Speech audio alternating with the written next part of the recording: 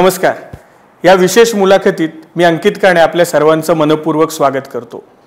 कोकणातील छोट्याशा गावात जन्मलेला एक युवक मनुष्याच्या आयुष्यात परिवर्तनाचं स्वप्न बघतो. त्याला अध्यात्माची उपासनेची बैठक जोडतो आणि त्या कार्याची पताका केवळ महाराष्ट्रात नाही, भारतात नाही तर जगभरात पोचवतो. अशी व्यक्ती म्हणजे आधुनिक भारताचे ऋषी, मॅक्सेसे टेम्पल्टन सारख्या पुरस्कारांनी गौरवले गेलेले पद्मविभूषण पूजनीय पांडुरंग शास्त्री आठवले. आणि त्यांनी निर्माण केलेली आध्यात्मिक चळवळ म्हणजेच स्वाध्याय परिवार. आणि या स्वाध्याय परिवाराचा पांडुरंग शास्त्री आठवलेंचा वारसा समर्थपणे जपणाऱ्या त्यांच्या कन्या आणि स्वाध्याय परिवाराच्या प्रमुख आदरणीय जयश्री तळवळकर म्हणजे स्वाध्यायींच्या लाडक्या दीदी आज आपल्यासोबत आहेत. दीदी, या विशेष मुलाखतीत आपलं मनपूर्वक स्वागत. दीदी, सुरुवातीलाच मला तुम्हाला प्रश्न विचारायचा आहे की स्वाध्याय परिवार आणि त्याचं कार्य हे नेमकं कसं चालतं? सुरुवातीचाच तुमचा प्रश्न एवढा मोठा आहे हो की ते समजवण्यासाठी एक मोठा ग्रंथच लिहायला पाहिजे. आणि दुसरं, शब्दामध्ये एखादी गोष्ट मी लिहिली जरी तरी भाव हा शब्दामध्ये आपण व्यक्त करू शकत नाही. त्यामुळे त्यातला जो ॲबस्ट्रॅक्ट सेन्स आहे तो ग्रंथ लिहिला तरी समजता येणं शक्य नाही. पण लोकांना एक स्ट्रक्चर जाणण्याची इच्छा असते, तर तेवढ्यापुरतं फक्त मी सांगू शकते की स्वाध्याय कार्य कसं चालतं असं जेव्हा लोक विचारतात तेव्हा खरं तर असं म्हणायला लागतं आमच्या दृष्टीने की स्वाध्याय कार्य हा शब्द लोकांनी दिलेला आहे. आम्ही त्याला आमचा परिवारच म्हणतो. कार्य करण्याच्या दृष्टीने जमलेला परिवार नाही, पण परिवार एकत्र येऊन एक विशिष्ट भक्तीची समजूत जेव्हा स्वतःच्या मनामध्ये स्थिर करतो तेव्हा त्यातनं जे कार्य उभं राहतं ते त्याचं कार्य हे बाय प्रोडक्ट ठरतं. पण माणसांनी एकत्र येणं, एकमेकांशी जोडलं जाणं, धर्म, जाती, वर्ण, शिक्षण, उच्च नीचता ह्यातला कुठलाही भेद नसताना फक्त देवाची लेकरं म्हणून फक्त त्या संबंधातनं माणसांनी एकत्र येणं आणि एकत्र आल्यानंतर स्वतःचा अभ्यास करणं म्हणजे स्वाध्याय, स्व-अध्याय. ते स्वतःच्याबद्दल अभ्यास करणं, विचार करणं. म्हणजे मी कोण, मी कुठून आलो, कशासाठी, माझ्याकडनं देवाची काय अपेक्षा, मी माणूस म्हणून जगतो का, माणूस म्हणून मी काय करायला पाहिजे, आणि माझा हाच जन्म आहे, पुढला जन्म असेल तर मी पुढल्या जन्मी काय घेऊन जायचं आहे, त्याच्यासाठी मी काय करायचं आहे. हे जे सगळं विचारमंथन आहे ते स्वतः करणं आणि एकत्र बसून करणं. ह्याच्यासाठी माणसं जेव्हा एकत्र आली तर तो परिवार झाला. आणि असा परिवार एकत्र येतो आणि जेव्हा एकत्र 50 जण विचार करायला लागली, फिरायला लागली की लोकांना ते कार्य आहे असं वाटतं. त्यामुळे मी फक्त स्वाध्याय परिवाराबद्दल बोलू शकते, कारण काय मी पण त्याच स्वाध्याय परिवाराचा एक भाग आहे. बरोबर दीदी. दीदी, स्वाध्यायाचं कार्य हे फक्त महाराष्ट्रात नाही, भारतात नाही तर भारताबाहेरही पसरले. सध्या नेटवर्किंग या शब्दाला खूप महत्त्व आहे आणि स्वाध्याय परिवारासारखं मला नाही वाटत दुसरं इतकं मोठं नेटवर्किंग कोणाचं असेल. तर हे नेमकं नेटवर्किंग म्हणजे या स्वाध्याय परिवाराची कामाची पद्धत नेमकी कशी आहे? नेटवर्किंग करण्याच्या दृष्टीने सुद्धा आम्ही कधी आयोजन करून ते केलेलं नाही. पण माणूस माणसाला भेटतो, अशा विचारांबद्दल सांगतो. प्रेरणास्थान तुमचं कोण हे म्हटल्यानंतर पांडुरंग शास्त्री आठवले माझे वडील, त्यांचं नाव घेतलं जातं. मग तो माणूस दुसऱ्याला सांगतो, कारण असा विचार जोपर्यंत लोकांनी ऐकलेला नाही, अशा पद्धतीने जोपर्यंत लोक एकत्र कुठे येत नाही आहेत तोपर्यंत प्रत्येकाला तो एक नवीन विचार आहे. आणि नवीन विचारांनी जर आकृष्ट झाला माणूस तर मग तो दुसऱ्याला सांगतो. आता तो जो दुसरा आहे तो कधी इंग्लंडचा असू शकतो, कधी ऑस्ट्रेलियाचा असू शकतो, कधी न्यूझीलंडचा असू शकतो, कधी अमेरिकेचा असू शकतो. आणि अशातनं तिथे पण तो ग्रुप तयार होतो. म्हणजे ते जे तुम्ही ज्याला नेटवर्किंग म्हणता, पण आम्ही वेगवेगळे मोनाड्स लायब्निझनी जे सांगितलं ते एकत्र झाले आणि एकमेकांना कनेक्ट करतात. तर ते एकमेकाला कनेक्ट केले, ॲटम्स जसे कनेक्ट करतात तसं बरोबर. ते कनेक्ट झाले की सगळीकडे परिवार आहे. म्हणजे जसं एक फॅमिली इथे आहे, त्याचा एक मुलगा ऑस्ट्रेलियाला शिकतोय, एक अमेरिकेला स्थिर झाला आहे, तिसरा मुंबई युरोप फेऱ्या करत असतो, असं सगळं मिळून ते एक फॅमिली असतं. तसंच फॅमिली हे लाखो लोकांचं आहे. पण इतकी मोठी फॅमिली, इतका मोठा परिवार जपणं, सांभाळणं आणि संपर्कात ठेवणं हे खूप अवघड काम आहे. आणि सध्याचा दिदी काळ सोशल मीडियाचा आहे. सोशल मीडियावर किती फॉलोअर्स आहेत याच्यावरच अनेक गोष्टी ठरत असतात. आणि या गोष्टीचं आश्चर्य वाटतं की स्वाध्याय ते सोशल मीडियाच्या कुठल्याही कामात फार न अडकता इतकं मोठं कार्य कसं काय संपर्क आपण ठेवू शकतो किंवा राहू शकतो. म्हणजे सोशल मीडियामध्ये आम्ही अडकलो नाही हा त्याच्या मागचं वाक्य नाही खरं बरोबर. मी असं त्याला म्हणेन की सोशल मीडियामध्ये आम्हाला राहायचंच नाही आहे. म्हणजे हे आग्रहाने आणि विचार करून घेतलेला हा पहिल्यापासून दादांचा निर्णय आहे. आणि म्हणून दादांनी नेहमी असं सांगितलं की हार्ट टू हार्ट आणि हर्ट टू हर्ट असा जेव्हा माणूस भेटायला लागतो तेव्हाच परस्पर एक संबंध निर्माण होतो. केवळ अशा पद्धतीने जे लेखित म्हणजे आर्टिकल वाचून संबंध किंवा पुस्तकं वाचून संबंध असे निर्माण होत नसतात. प्रभावही तेवढा थोडा घटकेला असतो, पण त्यानंतर तो प्रभावही कमी होत असतो. पण व्यक्तीचा व्यक्तीशी संबंध असणं परिवार म्हणून, तर त्यातूनच आपण दुसऱ्या माणसाकडे गेलं पाहिजे. आपल्याला एखादी गोष्ट चांगली वाटली तर सिनेमा चांगला वाटला म्हणून जसं आपण दुसऱ्याला सांगतो की हा चांगला आहे, हा तू बघ, तसंच एखादं काम, एखादा विचार जर तुम्हाला चांगला वाटला तर तुम्ही दुसऱ्याला सांगायला जा की असा हा विचार आपण करायला पाहिजे. अशातनं आमची भावफेरी किंवा भक्तिफेरी ही पद्धत सुरू झाली. आणि आमच्या दृष्टीने तो देवाला दिलेला वेळ आहे. त्यामुळे त्यातनं किती माणसं आली, किती फॉलोअर्स झाले, किती नेटवर्किंग आहे ह्याकडे आम्हाला बघण्यामध्ये काही इंटरेस्ट नाही आहे खरा तर. याचं कारण आहे, समजा मी एक 10 जणांना कॉन्टॅक्ट केला आणि 10 जणांना एखादा चांगला विचार सांगितला, त्यातल्या 10 जणांनी समजा तो उचलला नाही आणि माझ्याकडे पाहिलं नाही त्या दृष्टीने आणि त्या विचाराने, तरी मी डिससॅटिस्फाईड नाही आहे. आणि मला त्यातनं डिसअपॉइंटमेंट पण नाही आहे, म्हणजे नैराश्यही नाही आणि असंतोषही नाही. कारण का की देव नोंदतोय. मी जो वेळ देवासाठी दिला तो त्यांनी नोंदला आहे आणि मी माझी भक्ती केली आहे ह्याचा एक मोठा संतोष आहे व्यक्तीला. आणि हा जास्ती मला वाटतं लॉजिकल संतोष आहे, केवळ देवळामध्ये जाऊन घंटा वाजवण्याच्या पेक्षा अधिक खूप पॉझिटिव्ह मला ह्याच्यामध्ये वाटतं. बरोबर. दीदी, आपल्या कार्याची जी बैठक आहे ती भगवद्गीता, आणि आज आजूबाजूला आपण बघतोय पूर्ण नकारात्मक थोडं वातावरण या कोरोनाच्या काळानंतर झालंय. तर ही नेमकी गीता ही मनुष्याच्या आयुष्यात सकारात्मकता कशी आणू शकते आणि या गीतेचं स्वाध्यायाच्या दृष्टीने, स्वाध्याय परिवाराच्या दृष्टीने असलेलं महत्त्व हे आम्हाला जाणून घ्यायला आवडेल. गीता हा एक तत्वज्ञानाचा ग्रंथ आहे. गीतेच्या आधारावर स्वाध्याय कार्य उभं आहे असं नाही म्हणता येणार, पण स्वाध्याय परिवार गीतेचं तत्वज्ञान घेऊन दुसऱ्यापर्यंत पोचतो. आणि कार्याचा आधार जो आहे तो कार्याचा आधार हे देव आणि देवाची भक्ती हा आहे. म्हणजे देव आहे, माझा आणि त्याचा संबंध आहे, तो संबंध देव मानतो. म्हणजे हेही महत्त्वाचं असतं ना, संबंध मानणं हे. आणि सगळं मला देणारा करणारा तोच आहे ह्याच्यावर संपूर्ण श्रद्धा ठेवून दादांनी हे काम उभं केलं. त्यामुळे आधार तो आहे आणि त्याची भक्ती आहे. आता देवाचा विचार घेऊन जायचं असेल तर देवांनी स्वमुखाने सांगितलेलं जर कुठलं तत्वज्ञान आत्तापर्यंत आपल्या हातामध्ये असेल तर ते गीता आहे. बरोबर. वेद आहेत ते वेगवेगळ्या ऋषींनी लिहिले, म्हणजे श्रुती स्मृती अनेक ज्या गोष्टी आहेत, रामायण महाभारत सगळं ऋषींच्या खाती लिहिलेलं आहे. पण देवाच्या खुद्द तोंडातनं मुखातनं त्यांनी जर काही सांगितलं असेल तर ती गीता आहे. आणि म्हणून गीता हे अमृत आहे. दादांच्या परिभाषेमध्ये सांगायचं झालं तर गीता हे आईचा आणि मुलाचा एक संवाद आहे.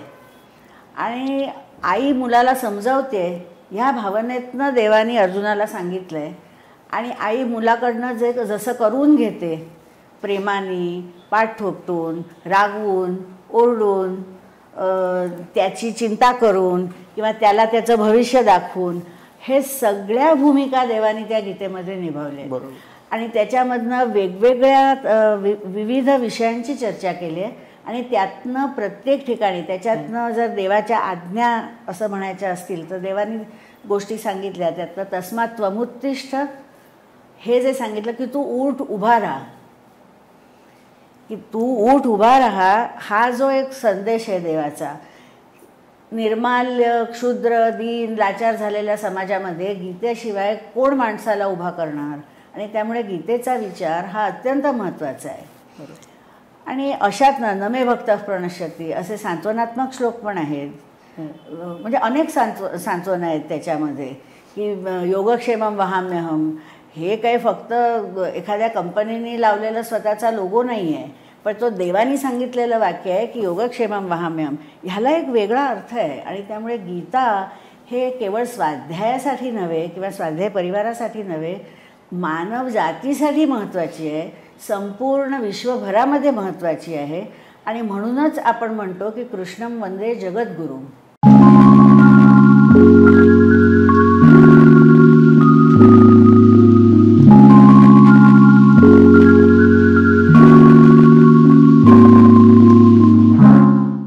नमस्कार, गोमांतक टीव्हीमध्ये आपल्या सर्वांचं पुन्हा एकदा स्वागत. आपण गप्पा मारतोय आदरणीय दीदींसोबत. दीदी, पांडुरंग शास्त्री आठवले हे स्वाध्यायांचे लाडके दादा, हे आभाळ एवढं व्यक्तिमत्व असलं तरी ते तुमचे वडील आहेत आणि वडील म्हणून तुमच्या काही वेगळ्या आठवणी असतील तर त्या आम्हाला दीदी ऐकायला आवडतील. मी आता दादांच्या सान्निध्यामध्ये 65 वर्षाची झाली. आता तुम्ही कल्पना करा की 65 वर्षामध्ये किती आठवणी असणार. म्हणजे त्या आठवणींची सुरुवात कुठून करायची आणि एंड कुठे करायचा ह्यालाच हे नाही. पण मी फक्त त्याची भावना तुम्हाला सांगू शकते की दादा वडील आहेत ही भावनाच अत्यंत सुखदायी आहे. आणि म्हणून देवाच्याकडे मागताना सुद्धा मी नेहमी असं म्हणते की दादा पिता मात आई हर बार हो ऐसा ही. प्रत्येक जीवनामध्ये हे असंच आयुष्य अशाच पद्धतीचं मिळावं एवढंच फक्त मी देवाजवळ मागणी करू शकते. आठवणींमध्ये दादांचं लोकसामान्यपणे मराठीमध्ये आपण अष्टपैलू व्यक्तिमत्व म्हणतो. दादांच्या जीवनाला किती पैलू आहेत ते अजून मोजायला सुद्धा मला जमलं नाही आहे. म्हणजे इतक्या जवळ राहूनसुद्धा मला ते जमलं नाही आहे. दादांना सोशल सायंटिस्ट म्हणायचं, त्यांना सायकोलॉजीचे अभ्यासक म्हणायचं, त्यांना फिलॉसॉफर म्हणायचं, त्यांना क्रांतिकारी म्हणायचं, रेव्होल्युशनरी म्हणायचं का त्यांना म्हणजे काय म्हणायचं ना हा सुद्धा एक प्रश्न आहे. किंवा त्यांना रिलिजियस लीडर म्हणायचं. ह्या सगळ्याच दृष्टीने जेव्हा बघायला जाते मी तेव्हा मला शेवटी असं वाटतं की माझ्या दादांना मी दादा ह्याच्या पलीकडे मी दुसरं काही म्हणू पण शकत नाही ज्या आठवणीमध्ये. म्हणजे अशा पद्धतीने म्हणजे तुम्ही म्हणता की तुम्हाला त्याचे भावना किंवा आठवणी कशा वाटतात, पण असं हे उत्तुंग चरित्र आपल्याबरोबर राहतं ह्याची कल्पनासुद्धा आपल्याला कधी येत नाही. हाच त्यांचा खरा मोठेपणा आहे. नाही तो मी मोठा आहे ह्याचं दर्शन आजकाल प्रत्येकाला करून द्यायचं असतं. अशा ह्याच्यामध्ये घरपासून स्वाध्याय परिवारापर्यंतसुद्धा प्रत्येकजण जो दादांशी जोडला गेला आहे तो फॅमिली म्हणून परिवार म्हणून जोडला गेला आहे. कारण प्रत्येकाला ते family head of the family म्हणून आहेत. बरोबर बरोबर. दीदी, तुम्ही सुरुवातीच्या काळामध्ये पांडुरंग शास्त्री आठवलेंची कन्या किंवा इतक्या मोठ्या परिवाराच्या प्रमुखाची कन्या म्हणून तुम्हाला काही दडपण सुरुवातीच्या काळात वाटलं? नाही कधी वाटलं. कारण अगदी शाळेमध्ये असताना मला माझे दादा ह्याच्या पलीकडे दादांचं काय म्हणजे शाळेत असताना तेव्हा काही एवढी कल्पना नव्हती. आणि काम मोठं आहे, दादा पुष्कळ जणांना ओळखतात, पुष्कळ लोक आमच्या घरी येतात, ऑफिसमध्ये येतात, दादा खूप बिझी असतात आणि मी लहान असल्यापासून माझी जी आठवण आहे ती अशीच आहे की दादा फक्त रविवारी मुंबईमध्ये असतात, बाकी सोमवार ते शनिवार दादा बाहेरच असतात आणि मी आणि आईच घरी असतो. त्यामुळे अशा ह्याच्यामध्ये दादा खूप व्यस्त असतात अशी सगळी कल्पना होती.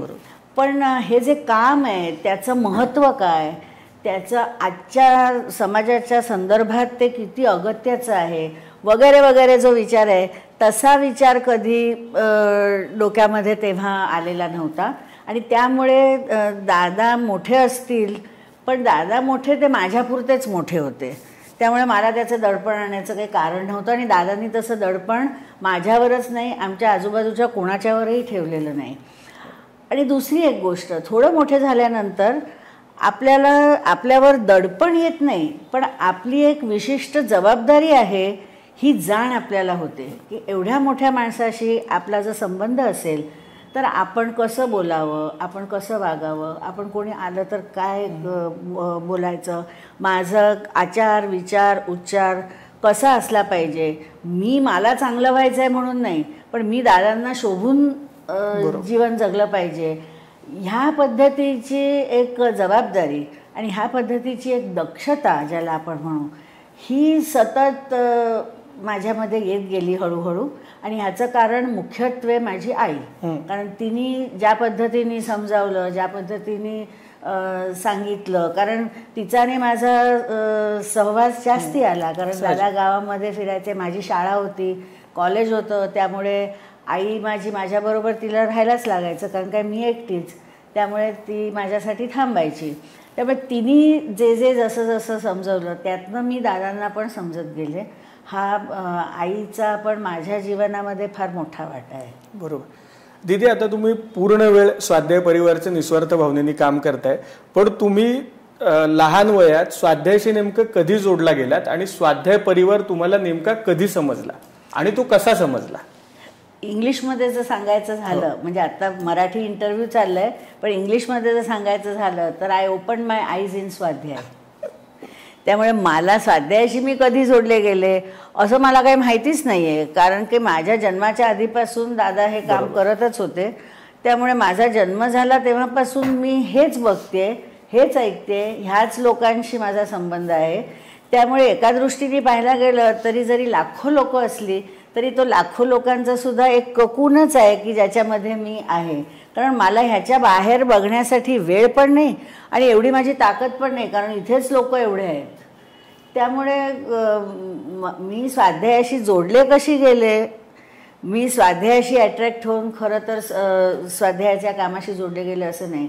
माझी जे काय तीव्र अटॅचमेंट आहे ती तीव्र अटॅचमेंट फक्त दादांशी आहे. म्हणजे दादांचा विचार किती मला कळतोय आजसुद्धा, किंवा त्यांचं काम किती मोठं आहे हे मी काय समजते आजसुद्धा, हे पण मी निश्चितपणे नाही तुम्हाला सांगू शकणार. पण मी दादांना ओळखते आणि मी माझा आणि दादांचा संबंध समजते आणि दादांनी माझ्यासाठी काय काय केलं आहे आणि व्हॉट इज दादा फॉर मी हे फक्त मला माहिती आहे. ह्या पलीकडे मला स्वाध्यायातलं मला तुम्ही विचारलात तरी काही माहिती नाही. नक्की नक्की दीदी, परिवार किती मोठा असला, काम किती मोठं असलं तरी वैयक्तिक सुखदुःख अडचणी काही कोणाला सुटलेल्या नाहीयेत. पण स्वाध्यायांशी बोलताना एक लक्षात येतं की तुम्ही कायम दीदी हसतमुख आणि प्रसन्न असता, कायम तुम्ही उत्साही असता. तर या उत्साहामागचं रहस्य काय? दादांच्यासाठी करायचंय, ह्या पलीकडे मला कशामध्ये इंटरेस्ट नाही आणि दादांसाठी करायचंय ह्या एका विचाराने मी काहीही करू शकते आणि कितीही वेळेपर्यंत करू शकते. बरोबर. पण त्याचबरोबर लोक जे सांगतात ते लोक पण माझ्याबद्दलच्या प्रेमाने थोडंसं एक्झॅगरेटेड पण सांगत असतील, मला कल्पना नाही. कारण तुम्ही म्हणता तसं प्रत्येकाला दुःख वेगवेगळी आहेत आणि माझ्या जीवनातलं सगळ्यात मोठं दुःख म्हणजे दादा प्रत्यक्ष माझ्याबरोबर नाहीत.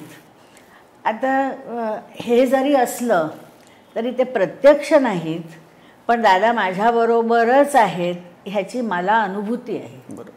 की ते हृदयस्थ आहेत आणि एव्हरी सेकंद ते आहेत, तेच काम चालवतात, त्यांच्यामुळेच काम चालतं, त्यांच्या प्रेमामुळे आणि संबंधामुळेच आम्ही सगळे जोडले गेलेलो आहोत. दीदी, भविष्य काळातल्या या स्वाध्यायाच्या कार्याकडे तुम्ही कसं बघता?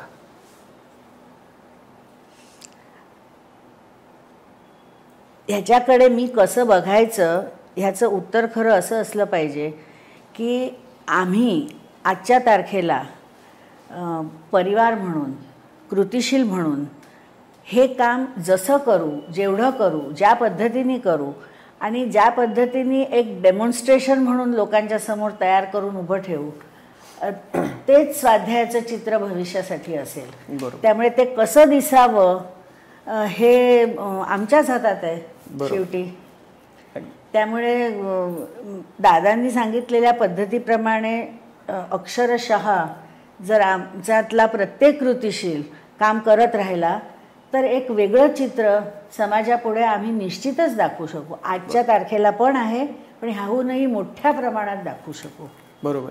दीदी, स्वाध्याय परिवार हा केवळ आध्यात्मिक उपासना करत नाही, तर तो विविध प्रयोग करतो. आणि हे माझ्या मते भारतात असे खूप कमी संस्था असतील, खूप कमी चळवळी असतील जे प्रयोग करून स्वतःमध्ये, कुटुंबामध्ये आणि देशासाठी काही बदल करू इच्छितात. तर दीदी, या काही प्रयोगांविषयी आपण आम्हाला माहिती द्यावी. दादांनी प्रयोग अनंत केले. मी फक्त नावाचं लिस्टिंग केलं तरी ह्या आपल्या इंटरव्ह्यूसाठी इनफ होईल. म्हणजे दादांचं म्हणणं असं की गीतेनी जे जे काही सांगितलंय त्या प्रत्येक श्लोकाला एक विशिष्ट अर्थ आहे आणि तो विशिष्ट अर्थ समजून घेणं हे माणसाचं कर्तव्य आहे. त्याचा फक्त शब्दार्थ करणं आणि त्याच्यामागे देवाला काय सांगायचं आहे ते काढणं हा वेगळा भाग आहे. तर जसं देवाने म्हणजे फार मोठे मोठे विषय पण ह्याच्यातनं हाताळले गेलेत आणि साधे साधे विषय पण हाताळले गेलेत. मोठा विषय हाताळला गेलाय म्हणजे यद्यद् विभूतिमत्सत्वम श्रीमदूर्जितमेव वा तत्तदेवावगच्छत्वम मम तेजोष संभवम, असा तेजांश तुम्हाला जिथे दिसेल, म्हणजे कुठल्याही धर्माचा असेल, कुठल्याही जातीचा असेल, तरी तो माझा अंश आहे असं समजून त्याच्याकडे पहा, असं सांगणारी गीता आहे.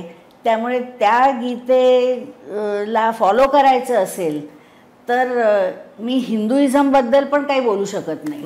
कारण गीतेने जेव्हा सांगितलं किंवा गीता जन्माला आली तेव्हा हिंदूसारखं आणि इतर धर्मांसारखं म्हणजे कुठलाच धर्म नव्हता वेगळा, फक्त मनुष्य धर्म होता.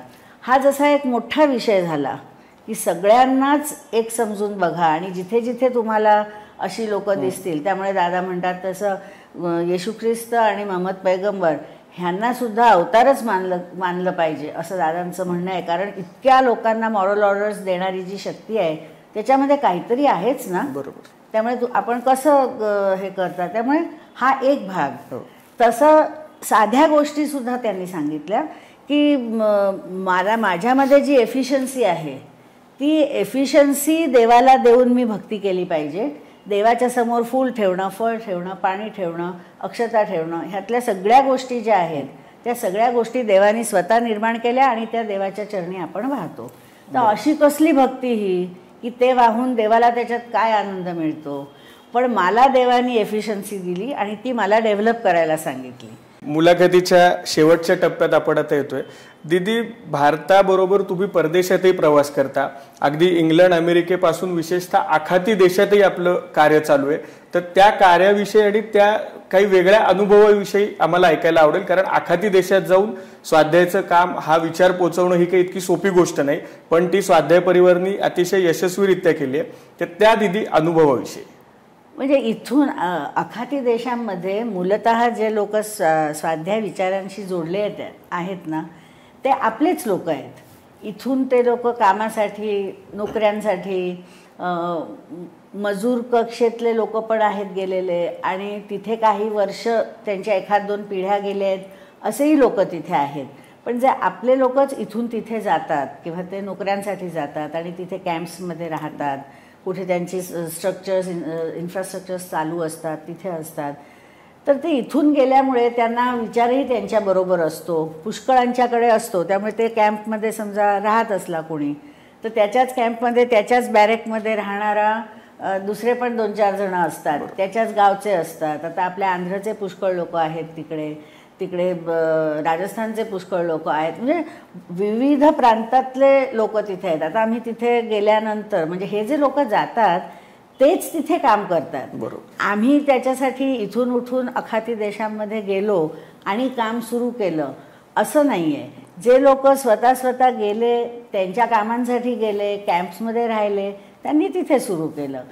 जे दुसरे भारतीय आहेत त्यांची कनेक्शन्स इथे असतात, त्यामुळे ते लोक येत असतात. तर कधी कभार कोणाच्या कनेक्शनमुळे ते कार्यक्रम पाहायला येतात, पाठशाळेत येतात, तत्वज्ञान विद्यापीठ पाहायला येतात. मग त्यातनं तिथे गेल्यानंतर 5-6 लोक जमायला लागतात, मग त्यातनं एक मोठा ग्रुप जमतो. अशा पद्धतीने तिथे काम होतं. आणि मूलतः सुरुवातीला तिथले जे लोक आहेत, म्हणजे अखाती देशातले जे लोक आहेत सगळे तिथले मुख्य लोक, त्यांनासुद्धा आपलं काम माहिती नसल्यामुळे त्यांना सुरुवातीला प्रॉब्लेम होता. कारण त्यांच्या दृष्टीने हा दुसरा एक इस्लाम विरुद्धचा विचार इथे येऊन ते असं कसं चालणार इथे असं. पण त्यानंतर त्यांनीसुद्धा आम्हाला खूप ऑब्झर्व केलं आहे. त्यांचे जे गुप्त लोक फिरत असतात त्यांनी पण ऑब्झर्व केलं आहे. सुरुवातीला आम्हाला प्रश्न केले जायचे, पण आता त्यांना हे माहिती आहे की आम्ही कुठल्याही विशिष्ट धर्माची गोष्ट घेऊन तिथे जात नाही. आम्ही माणूस चांगला राहावा, माणसानी चांगलं असावं, माणसानी माणूस म्हणून उत्तम बनून देवापर्यंत पोचावं, हा दादांचा आग्रह आहे. आणि म्हणून ख्रिश्चन लोकसुद्धा भारतामध्ये जेव्हा भेटतात दादांना, आणि आपले लोक असे पुष्कळ गावं आहेत की ज्याच्यामध्ये ख्रिश्चन बंधू वंथड अशी गावामध्ये राहणारी लोक आहेत, किंवा वंथड मुसलमान वस्ती आहे आणि गावामध्ये आहे, आणि त्या गावामध्ये स्वाध्याय पण आहे. तर ते लोक जेव्हा भेटतात तेव्हा पण दादा त्यांना सांगतात की तुम्ही you be a good Christian and then be a Swadhyayi, you be a good Muslim, follow your system and be a Swadhyayi. म्हणजे तुम्ही तुमच्या धर्माचे फॉलोअर आधी व्हा, मग तुम्ही स्वाध्यायाचा विचार पण ऐका. त्यामुळे हे आमचं कन्व्हिक्शन असल्यामुळे त्या लोकांनाही हे पटलं की कुठल्याही धर्माचा प्रचार करण्यासाठी हे लोक येत नाही आहेत, कन्व्हर्ट करायला येत नाही आहेत. ते माणसाला चांगल्या गोष्टी आणि नीतिमत्तेच्या गोष्टी सांगायला येत आहेत. त्यामुळे आता तसा माहिती असलेल्या माणसांना त्याचा विरोध नाही कुठे. आणि तसं असेल तिथे आम्ही जाऊन एक्सप्लेन पण करतो, सांगतो पण, आणि त्यांची परमिशन असेल तरच आपण करतो. आपण कुठलेही परमिशनशिवाय काही करणं हे कुठेही योग्य नाही. नक्कीच दीदी. लाखो लोकांच्या आयुष्यात दीपस्तंभाचं काम करणाऱ्या स्वाध्याय परिवारच्या कार्याविषयी आणि पूजनीय पांडुरंग शास्त्री आठवलेंचा वारसा समर्थपणे जपणाऱ्या दीदींच्या सगळ्या प्रवासाविषयी आपण आज जाणून घेतलं. दीदी, आपण वेळात वेळ काढून ही मुलाखत दिली त्याबद्दल आपले मनापासून आभार आणि धन्यवाद. आपण सांगितल्यानंतर कधीही ही गोष्ट सांगायला मी आलंच पाहिजे, आणि ह्या सर्व माझ्या प्रेक्षकांनी पण हे ऐकलं, ह्यातनं स्वाध्यायाच्या माध्यमातून मी तुमच्यापर्यंत पोचले, तर तुम्हाला सर्वांना पण माझा नमस्कार आणि आमच्या स्वाध्याय परिवाराचा पण नमस्कार.